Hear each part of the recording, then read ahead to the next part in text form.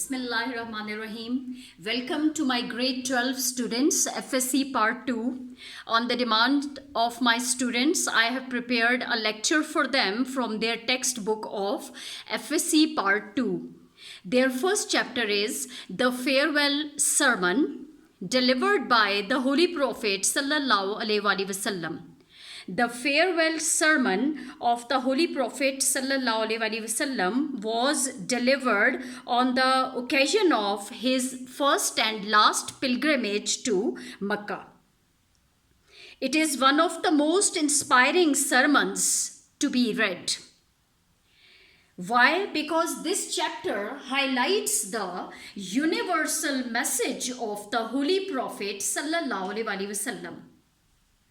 It throws light on how the Muslims could lead a successful life by following these golden principles. It is important to understand its content as it teaches universal brotherhood, equality, rule of law, rooting out of tribal and racial injustices or biasness, racial and tribal prides. So this is all about the farewell sermon of the Holy Prophet Sallallahu Alaihi Wasallam. This sermon, dear students, it is delivered on the first and the last pilgrimage to Mecca, when the Holy Prophet Sallallahu Alaihi Wasallam performed his first and last pilgrimage. जब उन्होंने अपना पहला और आखिरी हज अदा किया तो उन्होंने जमाशुदा लोगों से, जो वहाँ पे assembled people थे, उन लोगों से खिताब किया. It is called a universal message of the Holy Prophet Sallallahu Alaihi Wasallam and the farewell sermon. Now, starting your first paragraph, this sermon, the Holy Prophet Sallallahu Alaihi Wasallam delivered on the 9th day of Zulhijjah, 10 AH, 632 CE. CE stands for Common Era, in the Urana Valley of Mount Arafat. This is very important information from the point of from your examination point of view, as it comes in your MCQs as well. The farewell sermon was delivered on the 9th day of Zulhijjah, 10 AH, 632 CE. CE stands for Common Era, in the Urana Valley of Mount Arafat. But when at the end of his first and last pilgrimage to Mecca, what was the occasion? Occasion was the first and the last pilgrimage to Mecca by the Holy Prophet Sallallahu Alaihi Wasallam. So this was very important introduction given in the first paragraph of your chapter, that it was delivered on the 9th day of Zulhijjah, and where? In the Urana Valley of Mount Arafat. Secondly, when at the end of his first and last pilgrimage to Mecca. Now the writer says that the farewell sermon is mentioned in almost all the books of Hadith. Its authenticity is proved in the way that this farewell sermon is mentioned, is published in almost all the books of Hadith. For example, he says that Sahih al-Bukhari, it refers to the sermon and quotes part of it. We have this sermon in Sahih al-Bukhari, but he says that it quotes the part of its sermon in Sahih al-Bukhari in its book. Secondly, Imam Ibn Hanbal, he has given this farewell sermon in his book that is called Musnad. Perhaps the most complete version of this sermon is mentioned in Musnad by Imam Ahmad ibn Hanbal. Although all the books of Hadith mention the farewell sermon, the writer gives an example of Sahih al-Bukhari. We find some quotes from the farewell sermon in the book, and then in Musnad by Imam Ahmad ibn Hanbal. So this was an important information given in the first two paragraphs of the farewell sermon.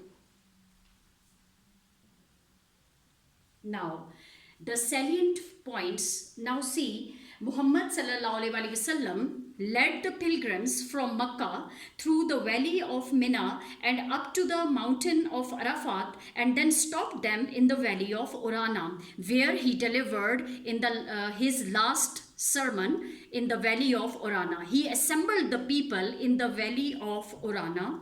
They stood in front of him silently as he sat on his camel and delivered this sermon.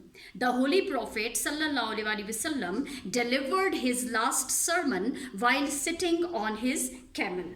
You need to remember this. Then, with a crowd of over 120,000 pilgrims, he says that how many pilgrims were assembled there in the valley of Urana? 120,000 pilgrims. His voice could not, but there arose a problem. And what was it? That his voice could not reach out to all those who were present there. So, he therefore asked Rabah ibn Umayyah ibn Khalaf, who was known for his loud voice. Then he asked for the service of Rabah ibn Umayyah ibn Khalaf. You need to remember why the Holy Prophet ﷺ asked for the service of Rabah ibn Umayyah ibn Khalaf, because he was known for his loud voice. To repeat the sermon after him sentence by sentence so that everyone could hear.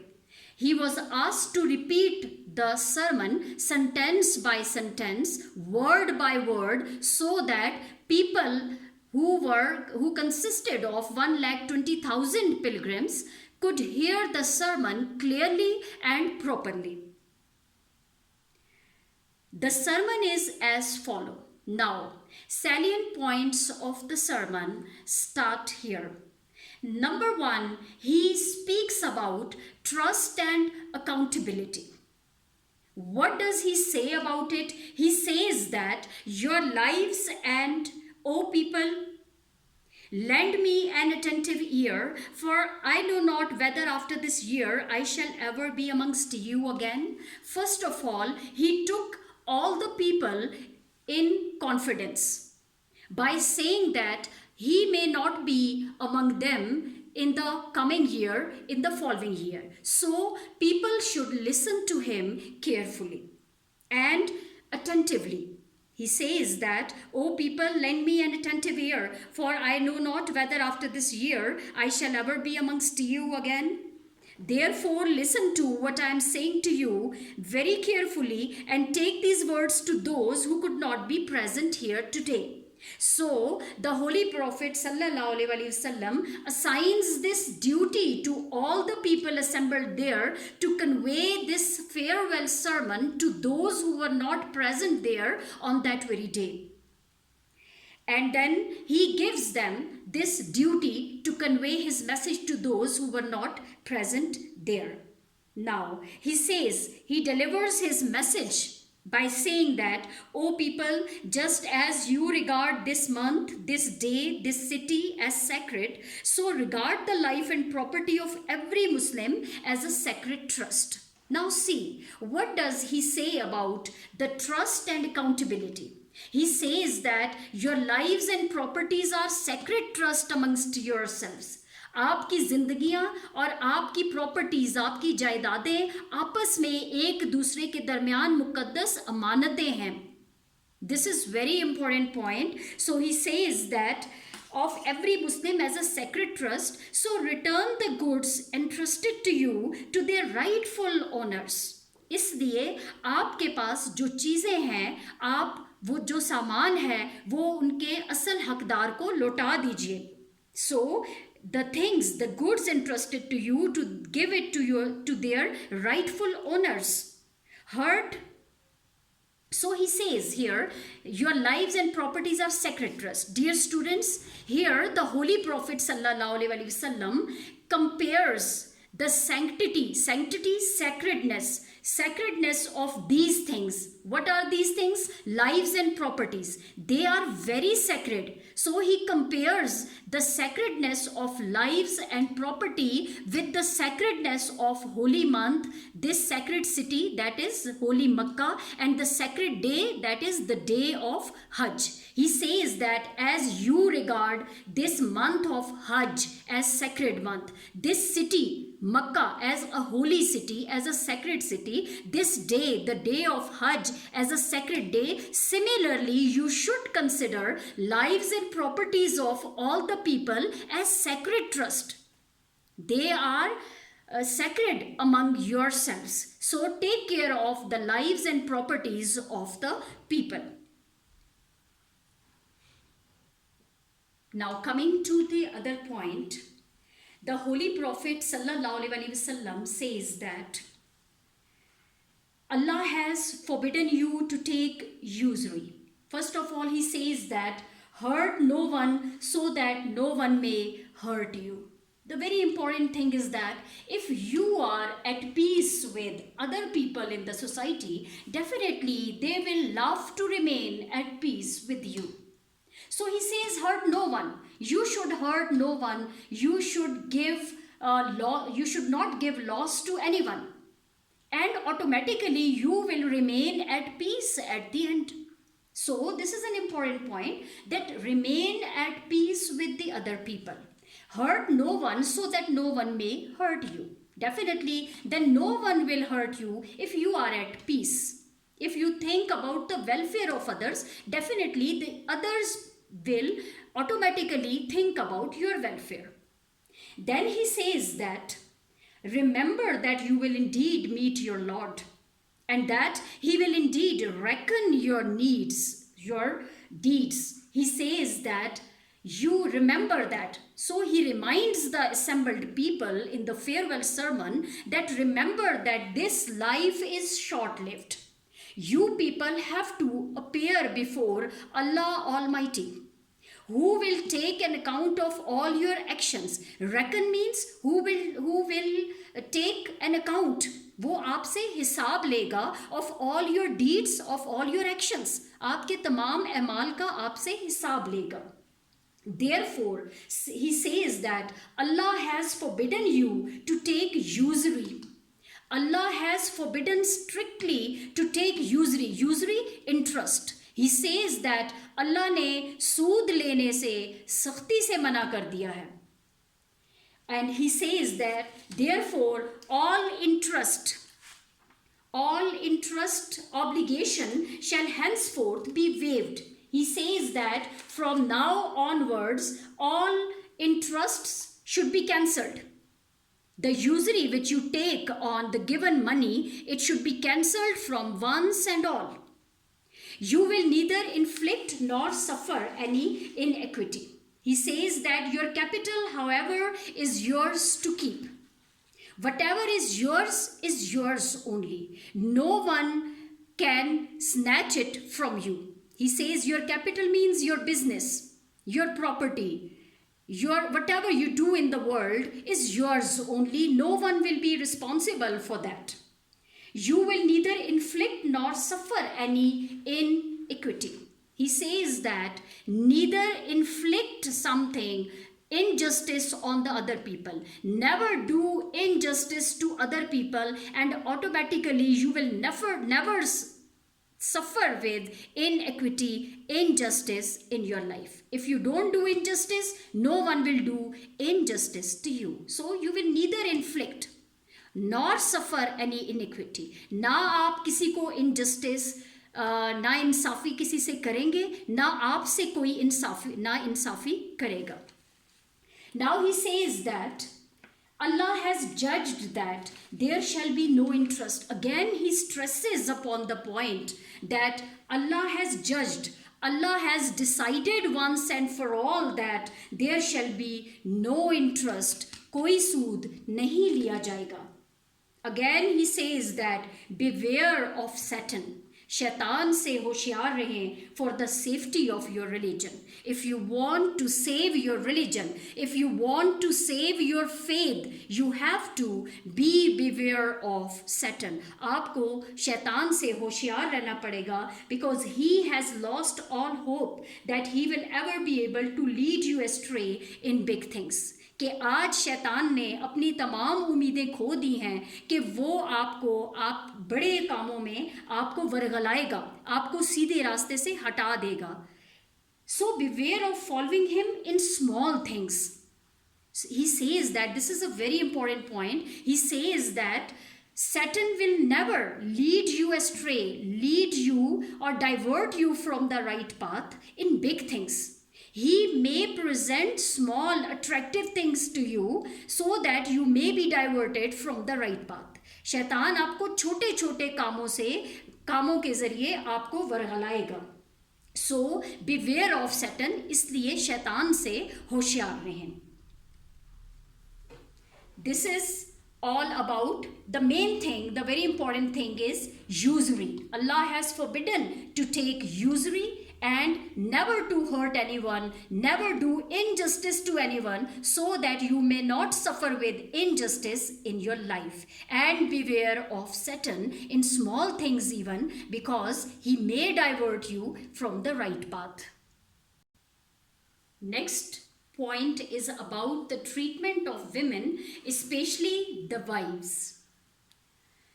The Holy Prophet ﷺ says that he addresses the people, O people, it is true that you have certain rights with regard to your women. Now he tells us about the rights of men and women and says that you have certain rights with regard to your women, but they also have rights over you. So there is an equality between both man and woman. As men have rights over women, similarly, simultaneously, women have certain rights over men as well. But remember that you have taken them as your wives only under Allah's trust and with His permission. He says that these marriages are decided in heaven by Allah Almighty. He says that you have made your women as your wives only under Allah's trust and with His permission. If they abide by your right, then to them belongs the right to be fed and clothed in kindness. He says that if your women are faithful to you, then it is their right that they should be fed. They should be clothed in kindness by you. आप भी बहुत मेहरबानी के साथ, शफकत के साथ उन्हें खिलाएं और उन्हें पहनाएं. Then he says, do treat your women well and be kind to them, for they are your partners and committed helpers. What a beautiful opinion given by the Holy Prophet ﷺ about the relationship of man and woman by saying that they are your partners and committed helpers. They help you in your household, in their household duties. Whatever you need, they help you in all the matters of life. They are your committed helpers. Now he says that, O people, listen to me in earnest. Earnest means carefully. What? Worship Allah. Say your 5 daily prayers. Now the 5 elements of Islam is being mentioned here in this point. Worship Allah. Say your 5 daily prayers. Fast in the month of Ramadan and give your wealth in zakat. These are the golden principles of life one has to perform. That is worship Allah, 5 daily prayers, fast in the month of Ramadan and give your wealth in zakat. And the last element is perform Hajj if you can afford to. There is a condition here in the last element that you need to perform Hajj, but if you can afford to.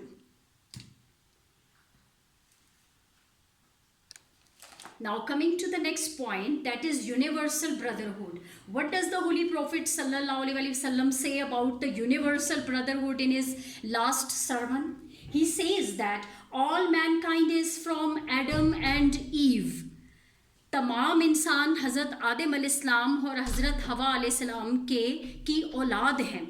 He specially mentions this, that an Arab has no superiority over non-Arab, and non-Arab has no superiority over an Arab.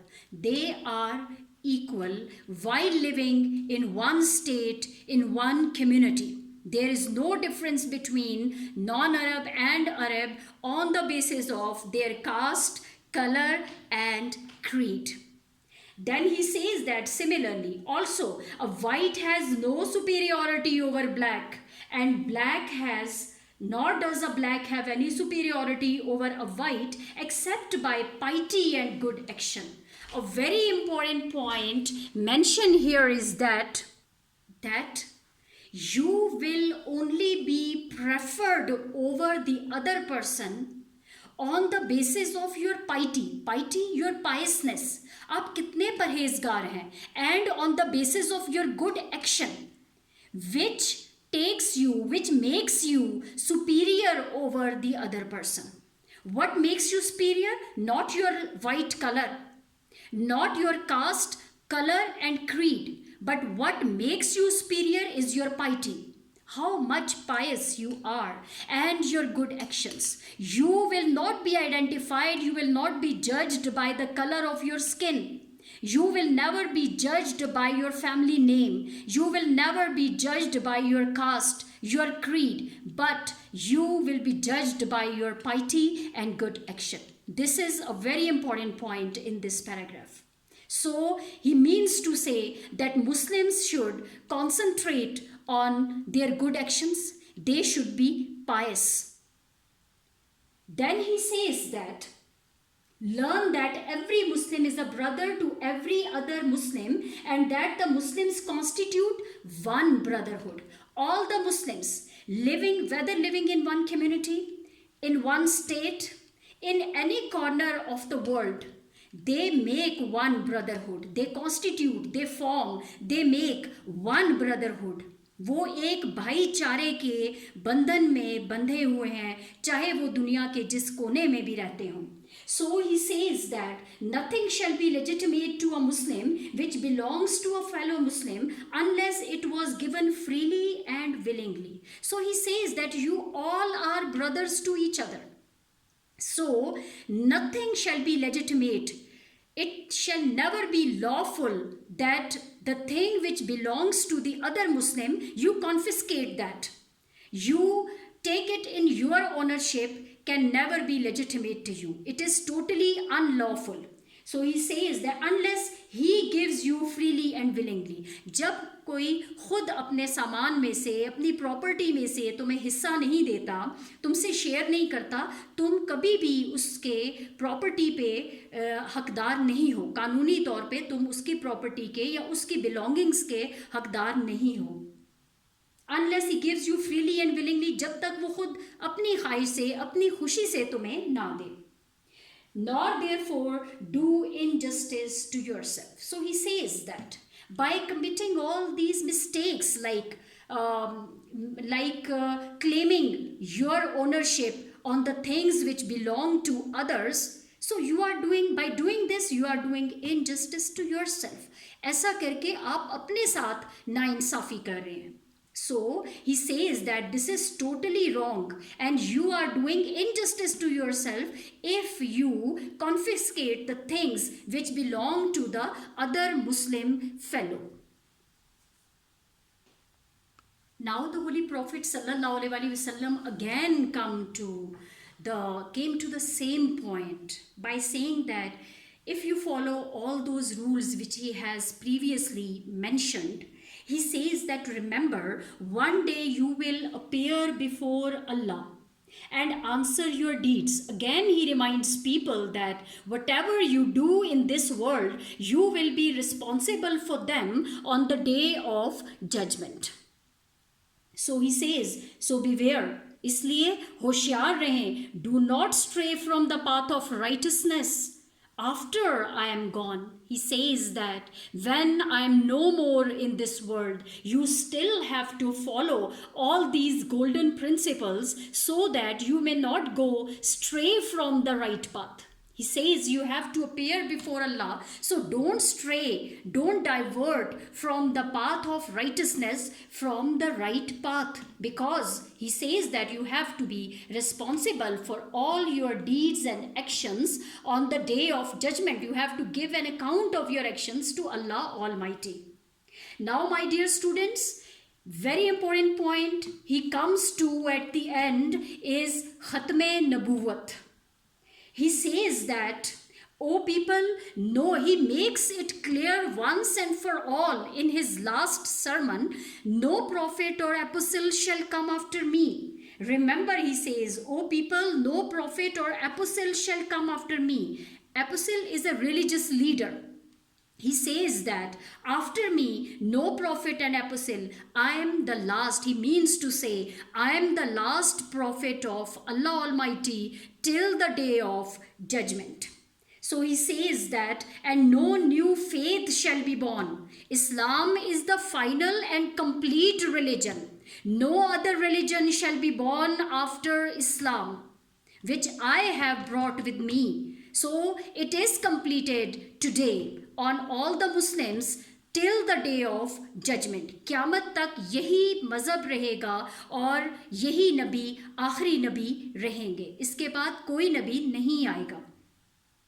So he says that I leave behind me two things, the Quran and my example, that is the Sunnah. He says that if I am no more among you, then you need not to be afraid, because I am leaving the two important things behind me for you to follow. And what is that? The Quran, which is the complete code of life. The Quran is the complete code of life, and my example, that is Sunnah. You have to follow my Sunnah. You have to follow the Holy Quran, the teachings of the Holy Quran, which is universal. And if you follow these two, he guarantees them. The Holy Prophet ﷺ guarantees them or gives them guarantee that if you follow these two, you will never go astray. You will never be diverted from the right path if you strictly follow the Holy Quran and the Sunnah. Now, he says that all those who listen to me shall pass on my words to others, and those to others again. And may the last ones understand my words better than those who listen to me directly. All those assembled people, he puts the responsibility on the assembled people to convey his words to those who were not present there at that time. And then those people will convey his words to their next generations, and then it will go on from generation to generation. This message will circulate among all the Muslims till the day of judgment. So, be my witness, O Allah. Then the Holy Prophet ﷺ makes Allah Almighty his witness. वो अल्लाह को अपना गवाह बना के कहते हैं, O Allah, I have conveyed your message to your people. मैंने आपका पैगाम आपके लोगों तक पहुंचा दिया है. So this was the message of the Holy Prophet ﷺ, which he delivered in his farewell sermon, Khutbah Hijjatul Wida, आखिरी खुतबा, हुजूर सल्लल्लाहु अलैहि वसल्लम का आखिरी खुतबा. And there is an important note in the end of your chapter which tells you that as part of the sermon, the Holy Prophet ﷺ recited to them a revelation from Allah which he had just received. At that very moment when he was delivering his message to the people, he was receiving revelation from Allah Almighty, the final revelation which he had just received and which completed the Quran, for it was the last passage to be revealed. And that was, this day the disbelievers despair of prevailing against your religion, so fear them not, but fear me. आज के दिन मुनाफिकीन ने, मुशरिकों ने आपके मज़हब के ख़िलाफ़ तमाम उम्मीदें छोड़ दी हैं. प्रिवेलिंग अगेंस्ट योर रिलीजन, आपके रिलीजन के साथ जो उन्होंने दुश्मनी करनी थी वो तमाम उम्मीदें उनकी टूट चुकी हैं. सो फियर देम नॉट, उनसे मत डरो, बट फियर मी, तुम मुझसे डरो. Allah himself says at that time Hazrat Jibrail al-Islam brought revelation to the Holy Prophet sallam and the message of Allah Almighty that this day the disbelievers despair. Despair means they have lost hopes. They are disappointed now of prevailing against your religion. आपके मज़हब के सामने अब वो नहीं खड़े हो सकते, वो सरवाइव नहीं कर सकते. सो fear them not but fear me. This day have I perfected for you your religion. आज मैंने तुम्हारा दीन तुम पर मुकम्मल कर दिया. And fulfilled my favour unto you, और तुम पर अपनी नेमतें पूरी कर दी. And it had been my good pleasure to choose Islam for you as your religion. और ये मेरी खुशी है कि मैंने इस्लाम को तुम्हारे लिए बेहतरीन मज़हब चुन लिया. So this had become final. The Holy Quran, the religion of Islam, the Holy Prophet, everything had been finalized on that very day. So towards the end of his sermon, the Holy Prophet Sallam asked, now he asked the assembled people, have I delivered unto you my message? क्या मैंने अपना पैगाम तुम लोगों तक पहुंचा दिया है? A loud murmur of assent. Assent means agreement. तमाम लोगों ने रजामंदी का इजहार कर दिया. ओ प्रॉफिट ऑफ अल्लाह, yes. ए अल्लाह के नबी, हाँ, आपने अपना पैगाम हम तक पहुंचा दिया है. Arose from thousands of pilgrims and the vibrant words Allahumma naam. तमाम वादी में ये अल्फाज गूंज गए, अल्लाहुम्मा नाम, that yes, नाम means हाँ, rolled like thunder throughout the valley. The Holy Prophet Sallam raised his forefinger and said, again he makes Allah Almighty his witness by raising his forefinger and says, O Allah, bear witness. ए अल्लाह गवाह रहना that I have conveyed your message to your people, कि मैंने आपका पैगाम आपके लोगों तक पहुंचा दिया है. So this was all about the farewell sermon delivered by the Holy Prophet sallallahu alaihi wasallam. Dear students, I hope this is all clear to you. If you want to make yourself clear about anything related with this chapter, like the farewell sermon, regarding the exercise of the farewell sermon, kindly write in your comments, please. It would be my pleasure to explain it to you in my next lecture. I hope you would like it. Please press the like button, and if you have not subscribed this channel, please subscribe it once. Thank you so much.